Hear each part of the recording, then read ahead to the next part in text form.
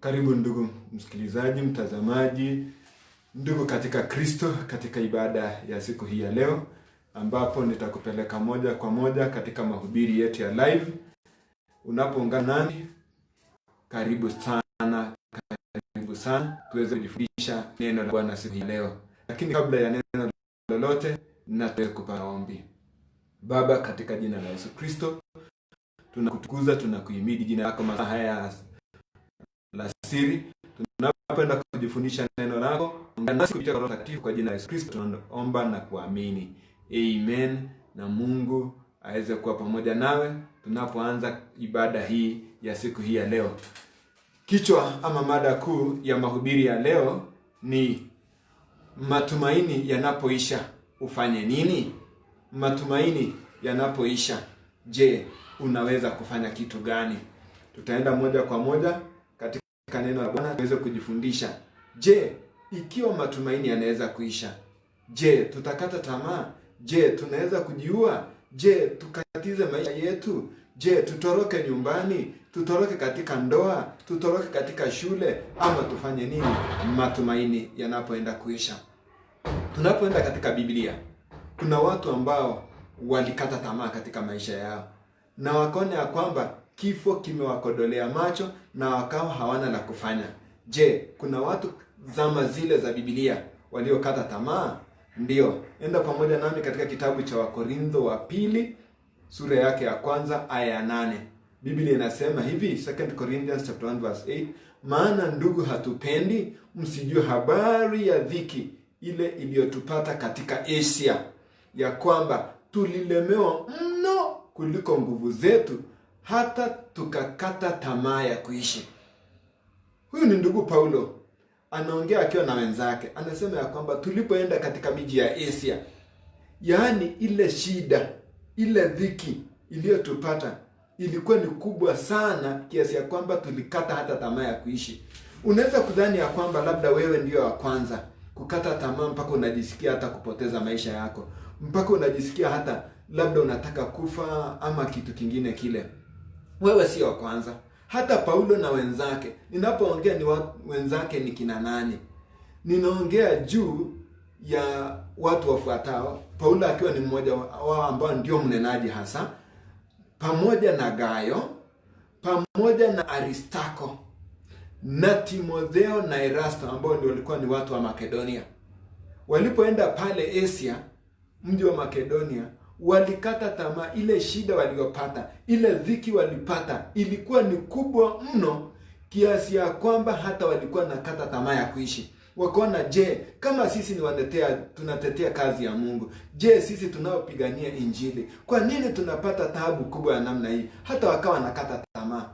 Katika mji wa Asia, nakumbuka siku moja pale wakati wanapohubiri sana na mpaka wanatoa mtu ambaye alikuwa na pepo ya uaguzi, watu walikasirika sana, wakashika kina Gayo na Aristoko na watu wengine, wakaanza kutokea ghasia. Town nzima kukawa na ghasia juu ya Paulo na wenzake. Wakaanza kukaa katika ule mji wa Efeso pale Asia. Wakaanza watu kuandamana mji mzima wakisema Artemi wa Efeso ni mkuu. Wakawakamata wale watu, wakataka kuwaua, hata wakataka na tamani hata kuua mpaka Paulo. Watu wale wakawa na shida kubwa mpaka wakashindwa. Yaani Mungu hawezi kututetea.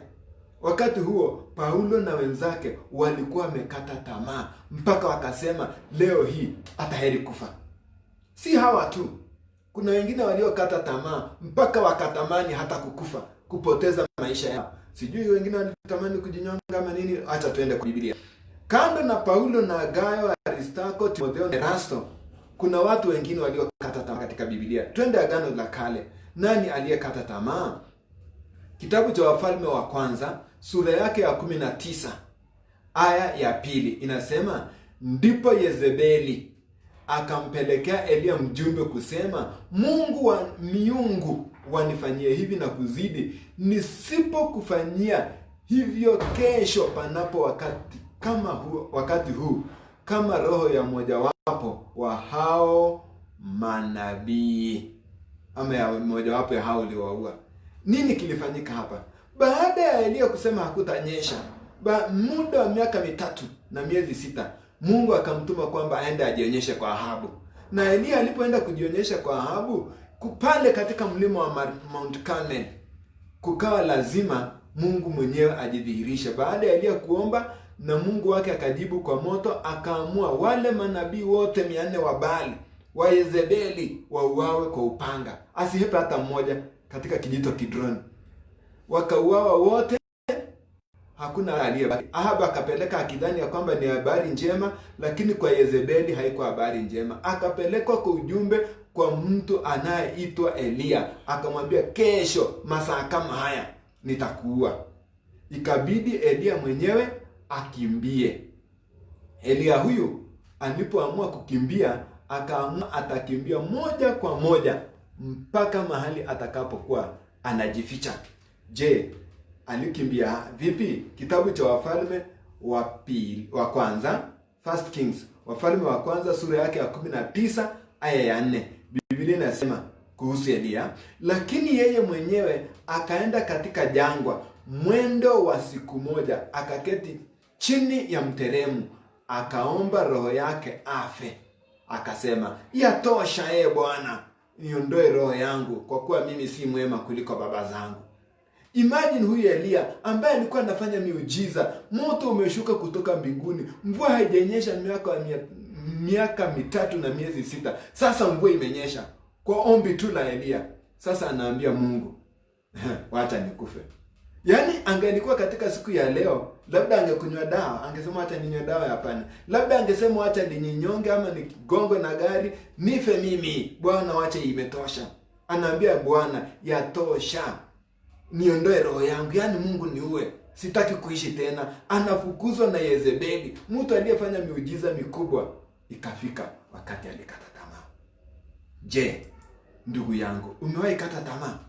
Maisha yamejaa machungu, yamejaa majuto, watu hapa duniani na mambo yanayotuzunguka.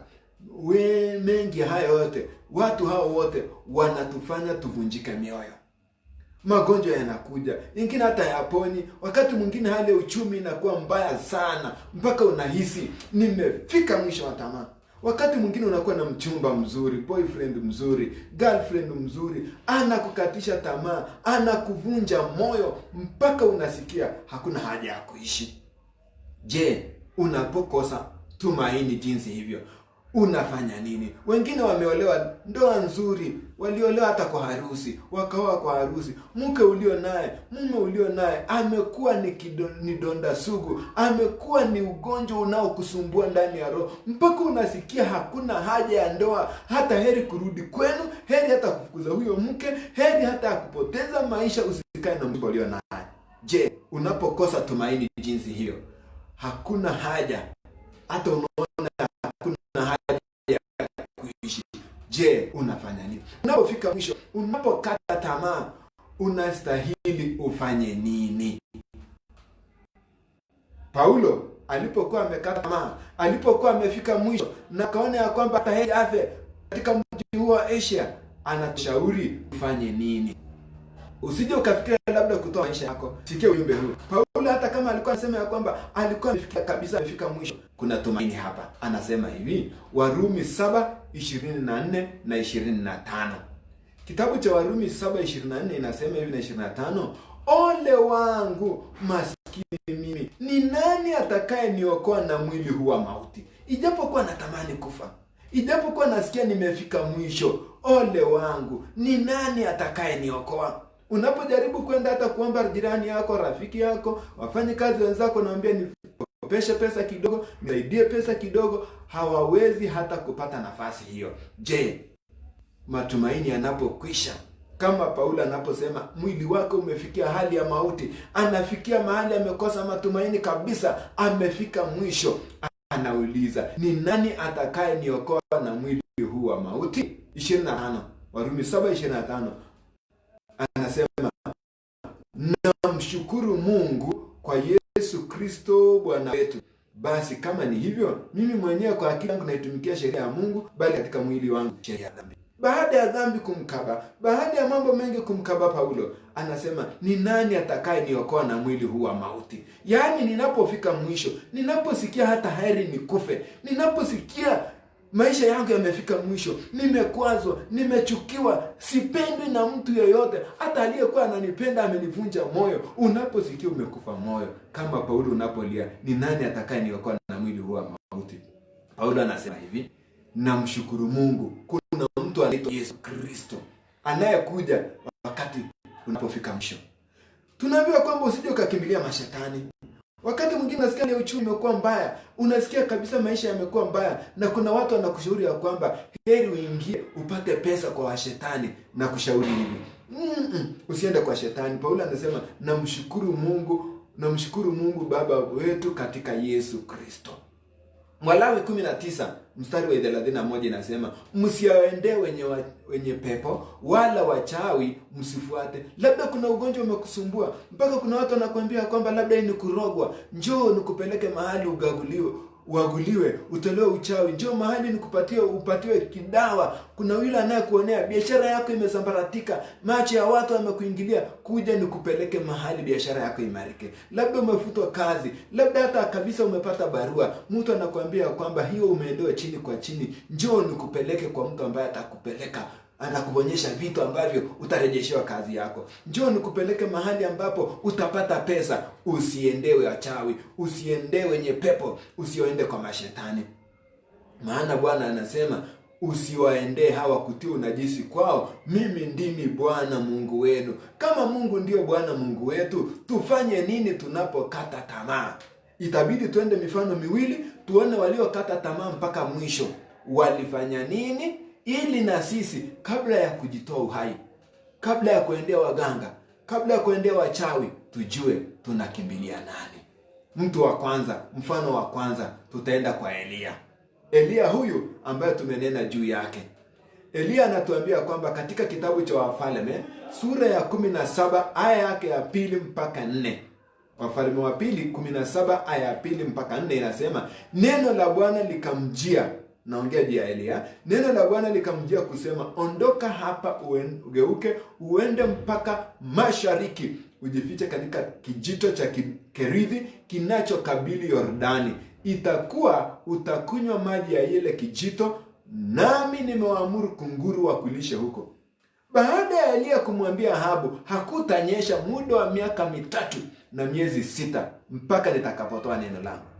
Akaambiwa na Bwana, ujue ni ukame unakuja, kwa hivyo hatakuwa na mahali hata yeye pa kukula. Ikabidi Bwana amwambia, ondoka uende Kerith, nitakulisha huko. Utakunywa maji ya kile kijito na nitaamuru kunguru wakulishe. Wakati Mungu anapofanya kazi, he works beyond logic. Anafanya kupita ile mazoea ambayo tumezoea, kupita ile akili ambayo sisi tumezoea. Hiyo ni kumaanisha nini? Wakati Mungu anapofanya kazi na Elia, anamwambia nitaleta ukame, kisha hampeleki kwa mto, anampeleka kwa kijito. Just a stream, not a river. Stream ama kijito ni mahali ambapo maji huwa tu ni wakati wa mvua, lakini wakati mwingine ikauka. Je, mtumishi wa Mungu utakunywa maji ya kijito miaka 3 na miezi 6 kweli? Ilikuwa ni jambo ngumu. Elia ndio akaenda katika kijito bila maswali, akaenda pale. Jambo la pili inachotuangalia, yani analishwa na kunguru, mnyama anayependa nyama, au akimletea nyama na mkate asubuhi. Mnyama anayependa kuokota vitu vichafu, ndio Mungu anamtuma aende kwa Elia amletee chakula nabii wa Mungu. Hii kweli inaingia kwa akili? Unapokata tamaa, angalia, wakati Mungu anaamua kukubariki, Mungu hatumii njia ambazo wanadamu wanafikiria. Pengine hata pale umefukuzwa kazi, unaanza kusema sasa mimi nitaishije? Mimi sitapona. Mimi nitafanya nini? Labda mume wako amekufa. Sasa ndiye alikuwa analeta mkate wa kila siku, analeta riziki. Unashindwa watoto utawasomesha namna gani? Labda wewe ni kijana ambaye umetengwa na boyfriend wako ama girlfriend wako, na labda ulikuwa unaona hiyo ndio tumaini la upendo peke yake. Wacha nikwambie, vile Mungu anavyofanya kazi sio vile wewe unavyofikiria. Vile Mungu anavyofanya kazi sio vile imeandikwa katika historia. Vile Mungu anavyofanya kazi ni tofauti. Alikosa kutumia njiwa, alikosa kutumia wanyama wa ndege walio wasafi, akatumia kunguru ambaye bila shaka hangedhaniwa kupelekea chakula Elia, bali yeye mwenyewe angejishibisha. Lakini aliamua kwa sababu ni Mungu amemtuma, akamletea chakula. Akatumia maji pale kijitoni, maji ambayo ninajua ya kwamba yalianza kuisha pole pole, lakini kuna siku maji yaliisha. Tumaini ya Elia ya maji ya kijito yakakoma. Labda hata wewe katika shughuli ambayo umekuwa ukitegemea, kazi umekuwa ukitegemea, ikakauka kama kijito cha Kerith. Je, ufanye nini? Sura ya 17 Wafalme wa kwanza 17 aya 8 na 9. Baada ya kijito kile kukauka, inamaanisha hata kunguru pia hataleta chakula. Maana ukila chapati na nyama utakunywa nini? Inahitaji maji, na maji utatoa wapi? Kwa hivyo kunguru hakuleta chakula, kijito kimekauka. Neno la Bwana likamjia, mstari wa 8 na 9. 1 Kings 17 verse 8 and 9. Neno la Bwana likamjia nabii Elia kusema, ondoka uende Sarepta. Kule Sarepta, mji wa Sidoni, sio Israeli. Ukae huko, tazama nimemwagiza mwanamke mjane huko akulishe. Imagine. Yaani Mungu hampeleki kwa tajiri. Mungu hampeleki kwa tajiri mmoja wa Kiisraeli. Mungu anampeleka Elia baada ya kijito cha Kerith kukauka. Mungu anampeleka Elia mpaka Sidoni. Mji wa Sidoni kule Sarepta. Yaani mji wa Sidoni si wa Israeli. Jambo la pili, Mungu anamwagiza mjane, sio mtu ako na mume, sio mtu ambaye amestawi tajiri, bali ni mjane aende amlishe. Mambo mawili tutajifundisha pale. Wakati tumaini la kijito chako kinapokauka, Mungu ako na njia. Mungu amekuandalia tayari mahali pa kukulisha. Unadhani ya kwamba hiyo kazi imeisha? Unadhani ya kwamba biashara hiyo imeanguka? Jua ya kwamba Mungu anakuletea Sarepta. Anakuletea mjane wako wa Sarepta. Nenda pale. Ngojea uamuzi wa Mungu. Sikia sauti ya Mungu. Jifundishe kusikia sauti ya Mungu anaponena. Baada ya wewe kupoteza moja, ama njia moja kufungika, ama kile kisima ulikuwa unategemea, kile kijito, ile stream, ile chemichemi ya maji ulikuwa unategemea kama riziki yako, kama upendo wako, kama familia yako, inapoisha, mtazame Mungu na usikie sauti yako akikuagiza, nenda Sarepta kwa mjane. Haikuwa jambo rahisi Elia kumwambia, yaani Mungu tena nataka nilishe na mjane, tutaenda tukule nini pale, watu watanidhani nini? Wakati Mungu ameongea, tii na wewe uende. Matumaini hapo yanapoisha, tegea sikio Mungu na amue kwenda. Elia alipoenda pale, jambo la kwanza alimpata huyu mwanamke akiokota kuni. Akamwambia huyu mwanamke, mama, nipe kinywaji. Yaani kitu cha kwanza kinachonisumbua leo hii, nilipokula asubuhi na kungura hajarudi tena, sijakunywa maji. Kitu cha kwanza, hata nimetembea safari hii, nina kiu kubwa sana. Na muona huyu mama anasema ya kwamba nina mtungi mmoja tu niliuteka asubuhi mapema kabla ya kupambazuka, na hakuna maji kwingineko. Mtumishi wa Mungu, nataka nimalize maji. Hakufikiria hayo. Alisema sababu huyu mtu anaonekana ni mtumishi wa Mungu, wacha nikamtekee maji. Wacha nikampe maji yaliyo katika mtungi wangu wa mwisho. Labda hata nikijimtungi tu kidogo yaliyoyapata, labda hata alipata mtungi nusu. Na akaona ya kwamba hiyo ndio maji watatumia siku hiyo, wapike, wakunywe na walale. Hivyo wakingojea kufa. Anapokimbia kuleta maji, sijui kama hata hakuni amebeba, mimi najua tu kitu kimoja, ameambia wacha nikakuletee. Elia akamwambia, ngoja kidogo kabla ya wewe kwenda, na kusihi mama, unitengenezee na mkate uniletee nikule. Mama hujue ni mjane, hana mume, hana steady income. Eneo lote kumekuwa na njaa, kwa hivyo hata hakuna mahali pa kununua chakula. Mama huyu ako na unga kidogo kutengenezea mkate wa siku hiyo, wale yeye na kijana wake mdogo wafe. Lakini Elia anapomwambia nitengeneze, mama yule anasema, kama aishivyo Bwana, nina unga kidogo tu na mafuta ya leo. Lakini Elia anamwambia, kama Bwana aishivyo, hiyo unga haitaisha, wewe nitengeneze. Kwa neno la Bwana alilosikia yule mama, hajamwamini huyu Mungu, hajawahi enda katika watu wa Mungu. Lakini aliposikia Elia ni mtu wa Mungu na amemtajia Mungu ya kwamba unga ule alionao hautaisha, ile riziki kidogo tu ya siku hiyo haitawaisha, kwa neno hilo akamwamini Mungu na akasema aidhuru, wacha nikamtengeneze. Mama huyo alikula chakula cha unga huo mpaka siku ile kulinyesha, na hata mambo mengine yakaendelea. Wakati unapofika mwisho, unaona ya kwamba hata fedha ulizo nazo hizo ndio za mwisho, hauna nyingine. Hiyo pesa tu ambayo uko nayo kwa M-Pesa, hiyo pesa uko nayo kwa mfuko, ni hiyo tu, na korona imekukatiza kazi. Wacha nikupe tumaini, kama Bwana aishivyo, hutapungukiwa mpaka siku ile korona itaisha. Mtegemee Mungu. Je, waamini neno hilo? God works beyond science. Mungu hahitaji mathematics, hahitaji calculation ya kusema 1,000 ukinunua unga wa shilingi 120 sijui utoe nini. Mungu hahitaji mathematics. Mungu hahitaji science. If you multiply mafuta hii ukarange utoe vijiko viwili uweke. Mungu hahitaji kuambiwa, Mungu hahitaji kuongozwa. Anaposema atafanya na atatimiza, kama vile alivyomtimizia mjane huyu. Nataka kukuhakikishia, unapoangalia riziki yako inapoelekea mwisho, Mungu anamtuma Elia kwako. Elija wako anakuja.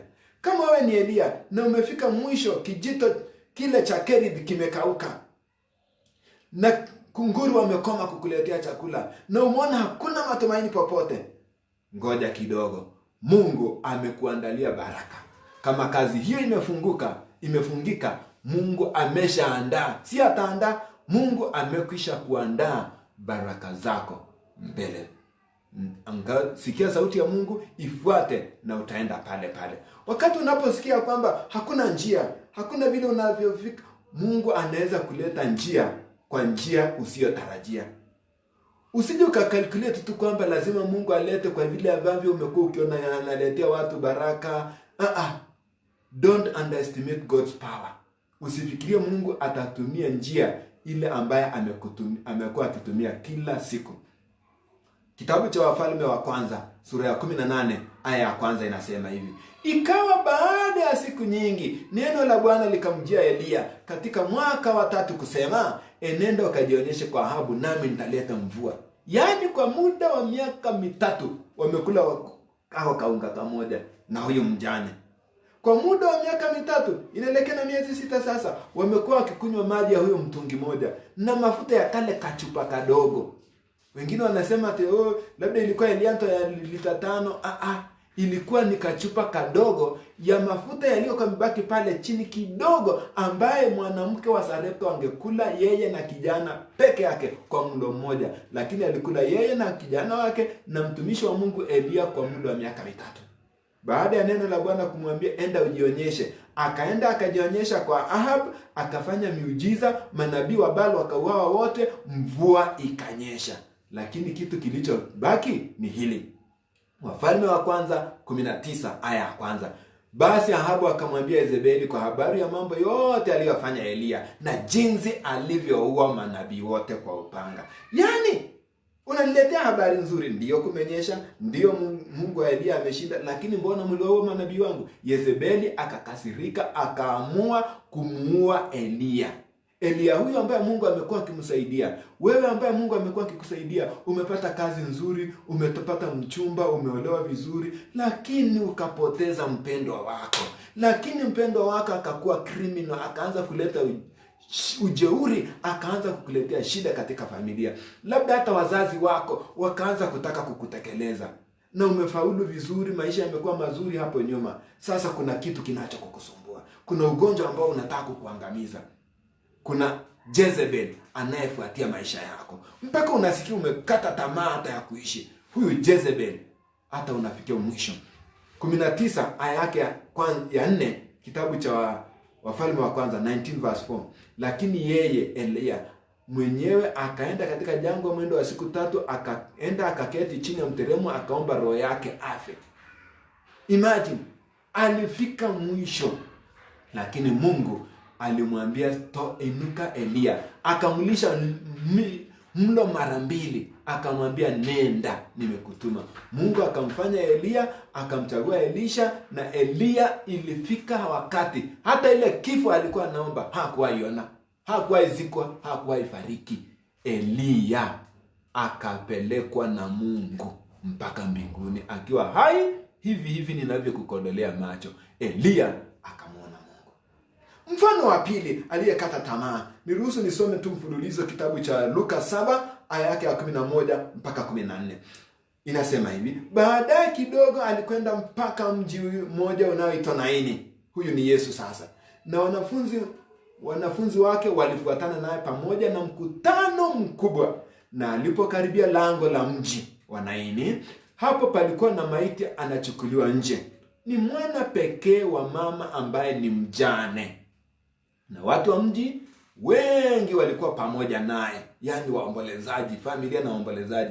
Bwana alipomwona alimwonea huruma, akamwambia usilie. Akakaribia, akaliguza jeneza. Wale waliokuwa wakichukua wakasimama, akasema, kijana inuka. Nakwambia inuka. Yani huyu ni mwanamke mjane wa Naini. Alikuwa amepoteza matumaini. Mume alikuwa amekufa. Yeye alikuwa tu ni mjane, alikuwa amebakiwa na kijana mmoja wa kurithi jina. Sasa amekufa. Anatoka katika mochari. Anatoka katika mahali pa kuhifadhi maiti pale town ya Naini. Anaenda kijijini kumzika mtoto wake. Waombolezaji, familia, kanisa, watu wameungana, wanaenda kumzika. Yesu akakutana na yeye. Wakati unapoona matumaini yako yameisha, unapoangalia kwamba hata watu walio karibu nawe wana sympathize, wakilia pamoja nawe, hawakusaidii, they are just there to sympathize, tulia. Yesu yuko pale kukusaidia. Na Yesu hajawahi chelewa.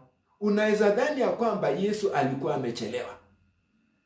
Pengine mtoto huyu akiwa mgonjwa, pengine mtoto huyu anapofariki kwa mochari, ikabidi mpaka wanamtoa mochari, wanaenda kumuzika. Yesu ndiye anatokelezea, hajawahi chelewa. Unapofikiria kwamba ndoa yako imefika mwisho, unapofikiria kwamba maisha yako yamefika mwisho, watu umetemwa na mtu ambaye alikuvunja moyo, ni mtu uliyempenda sana, ati kazi ambayo ulikuwa unatumainia, ambaye ndiyo ilikuwa inakupatia mapato, imefika mwisho, imekufa, usidhani ya kwamba umefika mwisho. Unakutana na Yesu. Yesu, huenda leo hii ilikuwa ni siku yako ya kukutana na Yesu. Aweze kufufua ya mambo yaliyokufa katika maisha yako. Aweze kutolea maisha mapya. Mwanamke huyu akapatiwa kijana wake akiwa ameishi. Huyu mwanamke wa Naini. Katika Luka 7:11 mpaka 14, kijana alipoambiwa inuka, akainuka, akapatiwa mama yake. Mazishi ambayo alikuwa anaendwa, sherehe ambayo ilikuwa na pesa zilikuwa zimechangwa za mazishi, za vyakula, ikawa ni sherehe kubwa ya kusherehekea mtoto ambaye amefufuka. Matumaini ambayo yamepotea, mpaka unaona kwamba kuna watu wamekusanyika wengi kukucheka, watakufurahia. Watacheka wanapoona vile Mungu anavyokubariki siku hii ya leo. Kabidhi maisha yako kukutana na Yesu, maana hujafika mwisho. Hapo ndipo Yesu anapoanza. Shukuru kwa sababu Yeremia 29:11 anasema, nina mpango, nina mawazo mema kwa ajili yako. God has a good plan for you. Amini tu na Yesu atakupigania. Tunapoenda kuomba, jiulize, ni nini imenifanya nikafikia mwisho? Je, Yesu tayari kunitoa Kerith unipeleke Sarepta? Mimi ambaye nimefika matumaini, tayari kuniletea Elia? Mimi ambaye nimepoteza kila kitu ambacho ninatumainia, kama vile Yesu alivyokuja. Yesu, kutana na mimi. Geuza jeneza langu liwe furaha. Geuza kaburi langu liwe furaha. Usipoteze maisha yako. Usifikirie kujinyonga. Usifikirie kupoteza matumaini. Kutana na Yesu leo hii. Napoenda kuomba pamoja na wewe, mkabidhi Yesu. Mwambie Yesu, kutana na mimi, fufua kilichoharibika katika maisha yangu. Na Yesu anaenda kufufua. Tuamini na tuombe. Baba na Mungu wetu, kwa jina la Yesu Kristo, nakabidhi msikilizaji pamoja na mtazamaji wangu mikononi mwako. Yule ambaye amepoteza matumaini, mpe matumaini siku ya leo. Kutana na yeye, fufua kilichoharibika ndani ya maisha yake. Kama ni mahusiano yake, mpe mahusiano mazuri, mpe udhibiti na zaidi ya yote wale walio wagonjwa, Yesu kawapone sasa hivi wanapoamini kwa jina la Yesu Kristo. Wale waliofungwa na minyororo ya shetani, biashara zao zimefungika, wafungulie upya katika jina la Yesu Kristo. Wanaomba juu ya kazi, wape kazi Baba ifikapo Jumatatu hii. Asante kwa sababu umetenda, ni kwa jina la Yesu Kristo tumeomba hata na kuamini. Amen. Na Mungu aweze kukubariki mpaka siku nyingine tutakapokutana tena. Amen. Amen.